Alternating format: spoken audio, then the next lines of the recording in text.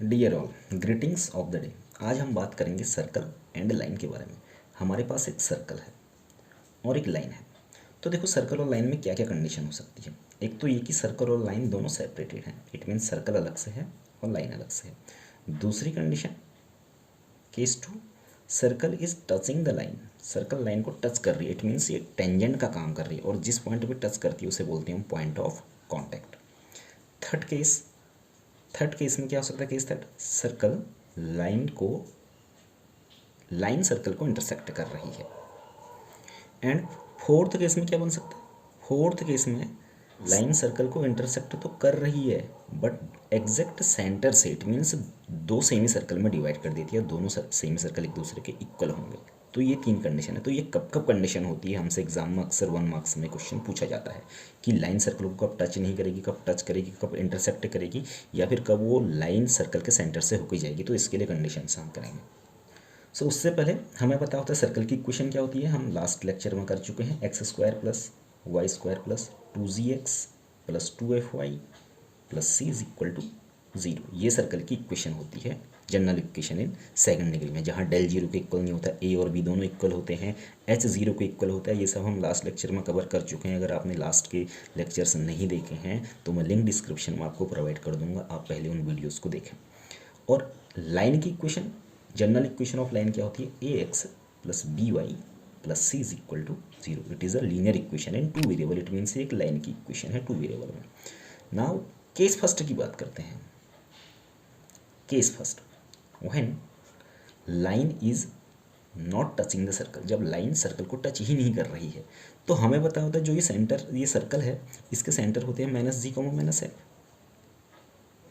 और रेडियस इसकी आर क्या होती है, लास्ट वीडियो हमने डिस्कस किया था, that is g² plus f² minus of c का अंडर रूट, ये इसकी रेडियस होती है। नाउ हम बात कर रहे हैं, सर्कल है और यहाँ लाइन है। इट मीन जब हम सर्कल के सेंटर से यहाँ परपेंडिकुलर डिस्टेंस निकालें, यहाँ से यहाँ की परपेंडिकुलर डिस्टेंस, मैं इसे सर्कल का सेंटर सी कह देता हूँ, यहाँ पॉइंट में से पी कह देता हूँ। जब हम सी पी निकालें, या फिर मैं सर्कल के सेंटर को डी कह देता हूँ, हम डिस्टेंस पी डी निकालें, तो ये जो डिस्टेंस है वो ओब्वियसली इसकी रेडियस से, रेडियस क्या है इसकी, यहाँ से यहाँ तक है, तो ये डिस्टेंस जो होगी रेडियस से ज़्यादा आएगी। नाउ यहाँ पे सबसे इंपॉर्टेंट एस्पेक्ट निकल के आता है P D. P D means perpendicular distance.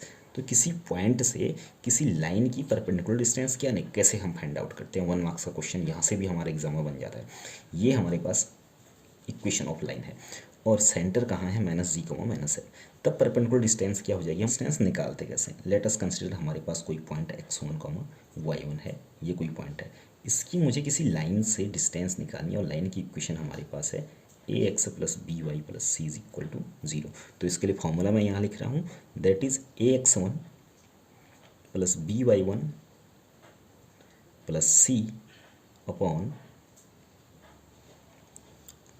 Under root of a² plus b² का मॉड, बिकॉज डिस्टेंस हमेशा पॉजिटिव होती है इसलिए हम मॉड का यहाँ यूज़ करेंगे। तो ऐसे हम डिस्टेंस निकाल सकते हैं।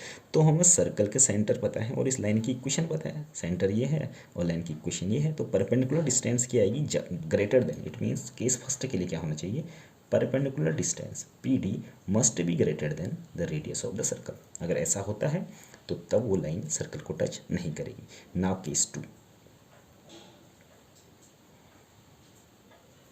केस सेकंड, जब लाइन सर्कल को टच करेगी, सर्कल को टच करेगी, इट मीन्स जो परपेंडिकुलर डिस्टेंस होगी वो एग्जैक्ट रेडियस के इक्वल हो जाएगी।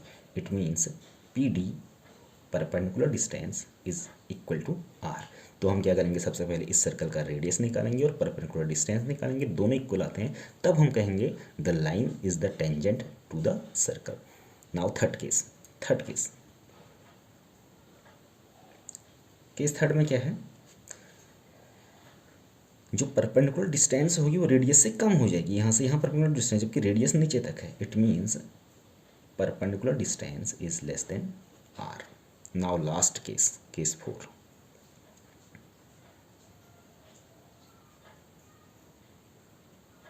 केस 4, जब लाइन सर्कल के सेंटर से होके जाती है, इट मीन्स सर्कल को दो इक्वल पार्ट में बाइसेक्ट कर देती है, तो इसे बोलते हैं, उस केस में परपेंडिकुलर डिस्टेंस क्या हो जाएगी, उस केस में परपेंडिकुलर डिस्टेंस हो जाएगी हमारी ज़ीरो, बिल्कुल भी डिस्टेंस नहीं होगी सेंटर से, उसकी डिस्टेंस ज़ीरो हो जाएगी। और यहीं पे ये सबसे ज़्यादा इंपॉर्टेंट एस्पेक्ट निकल के आता है, कंडीशन ऑफ नॉर्मेलिटी।